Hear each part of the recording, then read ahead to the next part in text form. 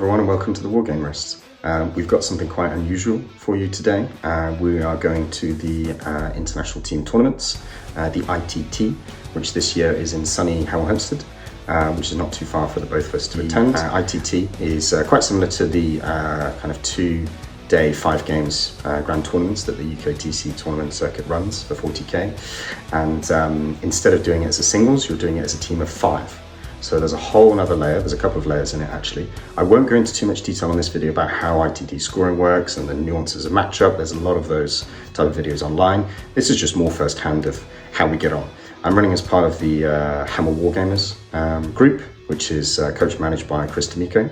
And he will be there to kind of help us win the best matchup, because a game overall, games are not as significant as the overall team score. This time we're looking at overall team scores instead of individual scores, which you do on singles. And you could have a slight loss by 1, 2, 3 points, whereas someone could win by 50 points, which means the overall team wins. So the idea with the matchup is to minimize those losses and maximize the gains, which is Chris's job. There's a lot of kind of nuance around matrices as well. I'll be running the Drukhari. There was talk around me taking Sisters or Grey Knights, but I love the Drukhari, the Dark Kin, so I've gone into my comfort zone there. And yeah, we'll dive into the list and then I'll go through kind of what matchups are going to work, what matchups are not going to work for me, talk about the rest of the team that I have.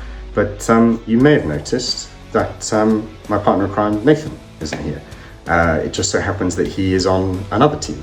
And he'll give his point of view on a different video, his perspective, and we're kind of both hoping that our two teams match up at some stage over the weekend for the grudge match. So without further ado, we'll dive into the lists. So here is the Drukhari 2,000 points for the Hemel Wargammers. I'm going to start off with the characters. We've got Lelith here, which is she's just a blender. She's fantastic. She'll be with 10 witches.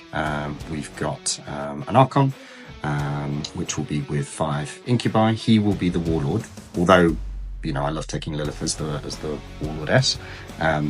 You've got to keep the Archon as the Warlord so that it gives the Master of Aura +1 to any CP for people that are in 12 inches. So it's always good to keep the Archon as a Warlord, despite thematics. And then we have a second Warlord as the third character. He will be with the Nightmare Shroud, which means when he disembarks from a vehicle that turn, he cannot be overwatched. Incredibly powerful for clearing large distances. And the final fourth character is the Beast Pack. Really fun, really underestimated unit this. They've got like 20 wounds, scout 9, move 12, can really get annoying, be a giant screen early in the game. They always die, but yeah, they're great fun and get in the way. In terms of battle line, we then have 2 units of Kabalites, all with the Blaster, the Dark Lance, the Shredder and the Splinter Cannon, and the rest have got Splinter Rifles, both 2 units exactly the same there. We then have a unit of Witches, which Lelith will be with, as I mentioned. Then moving on to more elite units, we have 2 units of Incubi, 1 of 10 and 1 of 5. They are really powerful at the moment, being able to be led by an Archon. We'll have 1 in each. Basically the Nightmare Shroud Archon would be with a big block of 10 in a Raider. The Warlord Archon will be with a unit of 5, possibly in a Raider, possibly in a Venom, we'll see. But I will use 3 Venoms. All 3 Venoms are the same. They've both got 2 Splinter Cannons, and they will use their ability to split up these 30 battleline into 6 units of 5, basically, give me more options. Yes, it means I'm weaker with smaller units for things like Purge the Foe, but I've got more kind of actions and more things I can be doing with secondaries. You might have noticed the Kronos there. He very flippy for me because his ability, basically if you're within 9 inches, when you spend a pain token on a roll of a 4-up, you get that pain token back and you can domino that effect because it all happens at the same time. He's very swingy for me. I've had games where he's given me 20 plus pain tokens, and I've had games where he's given me 2. So he's always good to keep around the Scourge, which we'll get onto now. Scourge, it wouldn't be Drukhari without a couple of units of Scourge. I'm running 2 with Dark Lancers and 1 with the Haywire Blasters. The Haywire Blasters are just phenomenal with the rerolls. It's anti-vehicle 4-up and devastating wounds and 3 damage and 2 shots each. I've one-shotted a lot of tanks with these things. But then I've also done nothing with these things. So they can, like everything in a dice game, can be swinging. Another anti-tank is the Ravager with 3 Dark Lancers. It can be quite useful with its reroll ones, means you don't always have to empower it. For utilities and screen, I've got 2 units of Mandrakes. These are very good because they infiltrate and they also come up at the end of the opponent's turn and come down in your movement phase. They are very good for secondaries, behind enemy lines, engage on all fronts, things like this. But they can also be quite good to screen out, because you put them out in the midfield, stop things like Votan Bike scouting or really aggressive World Eater scouting. So it can protect a lot of your army that's going to get minced turn 1 if you're not careful. I think I mentioned the transports. There's 2 Raiders, both with Dark Lancers, and 3 Venoms to help split up. But that is the list. There's exactly 2,000 points on the nose. It's very utilitarian, can do a lot of different things. Heavy on the anti-vehicle, but also has a lot of anti-elite infantry. Let's have a discussion about what works and what doesn't work. So anything that's kind of heavy infantry, anything that's heavy infantry, heavy elite infantry, anything that's anything that gives me lots of pain tokens like Horde, but the flip side to that is any Horde that infiltrates incredibly well is always a struggle for me. I've come up against it a couple of times before.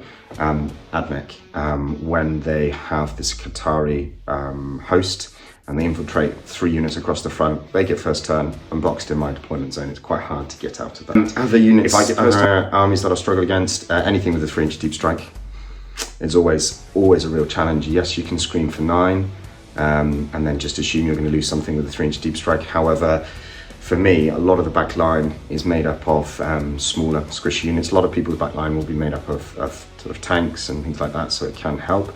But mine is made up of 1 wound, toughness 3, units of 5, Scourge or Kabalites or Witches or Mandrakes. So if somebody drops down, say like a Grey Knight unit with the Purifiers drop down in the back line, they could probably kill 3 units with flames and psychic bullets. I guess just the last bit then on our team. So Hemel Wargammers has got 5 guys in it. We've got 1 CSM player, great friend of mine. He is running lots of warp talons, lots of scary stuff, a cursed cultist, dark commune, and they just runs everything forward, and there you go, deal with that. It's quite scary. It's actually, I think it's an Emperor's Children's list, actually not pure mix of CSM.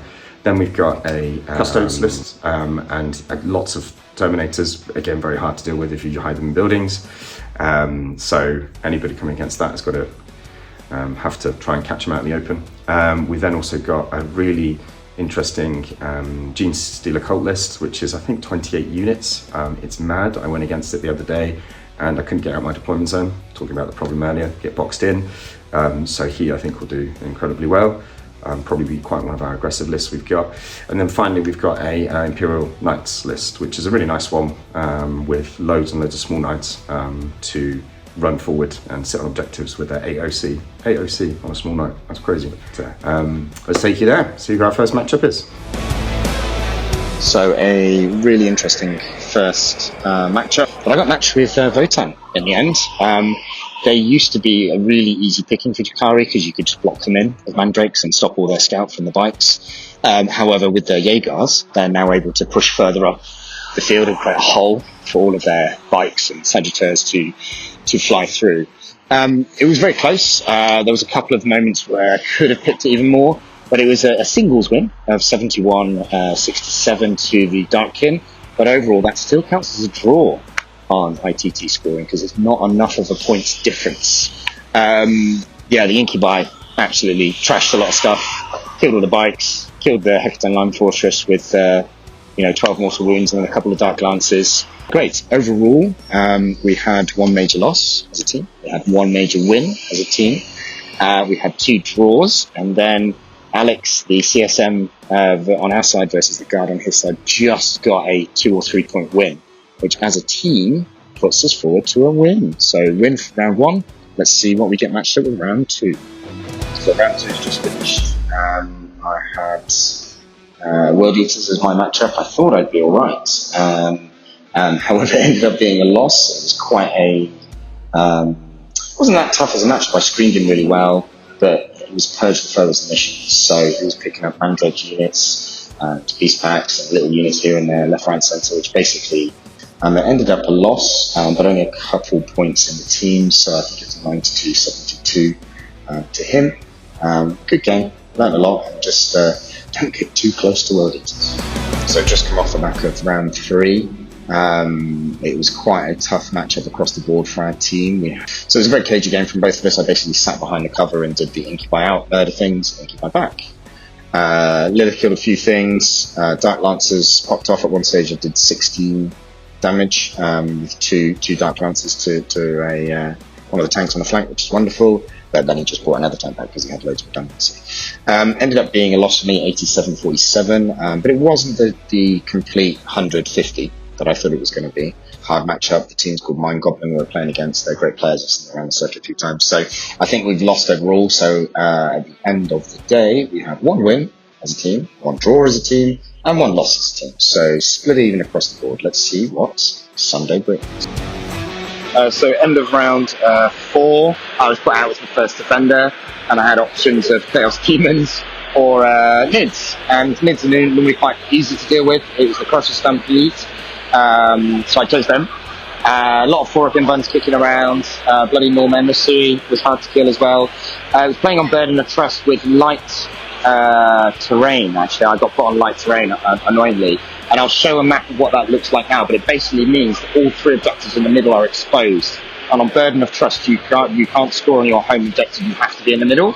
And for Drukhari, which are very squishy units compared to giant Norm Emissaries, it's quite hard to hold the middle. But yeah, I did alright. I probably should have gone far to the top left flank with a lot of stuff and killed out some Exocrines. So that what I should have done is gone round to the top left and stood up in that objective, because he went round to the bottom right and held it with his Norm Emissary, basically just stood there the whole game. It ended up being a very close loss, 11-9, but to him, to David, great game, really nice guy as well, up from Brighton, and the score overall was 68-57, something like that. But an interesting matchup. Let's see where we go as a team next. So I've just finished round 5. It was quite an even spread across the board about what I could have handled from the other team. Ardari, I was given Nids and Ardari, went for Ardari because I do know quite a bit about them. The guy, a really nice guy actually, from Watford, the team was, and they had a bunch of Wraithguard, 10 Wraithguard, all the cannons with a Spirit Seer, I think, in them that brings 1 back. Also the Avatar of Cain, of course, 2 Fire Prisms, Warp Spiders, Stricken Hawks, Striking Scorpions, all that good stuff. So he went first, which is actually really good for me because it's Scorched Earth on Crucible of Battle. He had a very conservative first couple of turns, which allowed me to kind of pick off some of the small units like Striking Scorpions. I think I killed some Warp Spiders quite early on, and other small bits and bobs. Unfortunately, I got my few mistakes, but Lelith did well. She killed quite a few of the Wraithguard and then just got decimated by Death Juster. Eventually the Avatar of Cain did come out. He was unprotected because he was too far away from the Farseer, so I did manage to get down to 4 wounds 1 turn and then kill it off the next turn, which was good. The Wraithguard just didn't die eventually, they just kept getting back up. But look, all in all, killed quite a lot. There wasn't a lot of stuff on both sides left. We had a few vehicles left each, and I had loads of Incubi left in a boat. It actually came down to a draw in teams, but 80-76 in terms of victory for me, but that's not enough of a point difference to us. It's very, very close. At the end, we basically ran out of time. I had his Alto Wayleaper wrapped with loads of Incubi, and we just ran out of time to make the roll. And if we made the roll, he was on like 1-2 wounds. I probably would have killed it and got 5 points. It is what it is. You should just play fast, be aware of these things, and live and learn, really. But it was a good game. A nice guy, and it's always nice to see an elf mirror match in that way. And hope to play him again. And yeah, so yeah, ITT finished 5 rounds over the couple of days. It was pretty hard work. In some places, I think the team did very well overall, but I don't think I really held up the team very well. A couple of draws out there, and 3 sort of losses or minor losses on my side. So I really need to rethink the list. Skysplinter is very good, but I think for teams of them, Skysplinter is great kind of as individuals. And I think if you're not matched against kind of very skewed lists, and a teams event like this, it's all about having a really kind of focused list into, I don't know, anti-vehicle, or really grinding out a draw by being hidden cover, really elite infantry, that kind of thing. I think mine was too well rounded, and it does very well singles, but then you come against a matchup that just sits at the back and you can't catch it. It's quite hard up, really. Or you're on light terrain, you can't stand on objectives without getting blown away. So overall, a lot of lessons learned. I think if I was to go again, we're discussing this as a team. The team did pretty well, actually. The team did 2 wins, 2 draws, and 1 loss, basically, overall. But on myself, I did two draws and then 3 losses, so that's where I think I know. A couple of my draws rather could have been minor wins for the team, and a couple of my losses could have been a potential draw for the team as well. So the 2 on reflections, I think for teams, I will shift into either stay with Skysplinter detachment, but shift into a very kind of anti-tank killy list, so have 3 Ravengers, 3 Scourge lists, loads of Dark Lancers, a couple of Talos as well, just putting in middle objectives with Haywire Blasters. So go against kind of anything guard, anything kind of CSM with loads of tanks, anything this kind of stuff. So you just be that kind of, or the Knights players as well would be quite scared to come out because of all the Dark Lancers and Haywire Blasters kicking around. You could stack like 27 Dark Lancers in a list, something like that. So that would be one option to go there. I quite like that, actually. The other option that a lot of the other Drukhari players that were on teams this weekend took was the Real Space Raiders, going back to the original Index detachment, which was all the builds were around homunculus units. So 6 Talos, all the Haywire Blaster, 2 units of 6 Grotesques, a couple of Chronos maybe, and then witches with Lelith. Lelith appeared in every list. Lelith's always great. She does very well, that kind of thing. And that kind of resilience that the Real Space Raiders had with the strategies around -1 to hit and -1 to wound, plus also Fire and Fade, meant that they could go out and sit on objectives and just be really grindy and be really hard for certain armies to kill and chew through a little bit. So, but yeah, lessons learned, and look, we'll put this all together. We'll see what Nathan's got from his side. But thanks for watching. Like and subscribe, the usual thing. And until next time.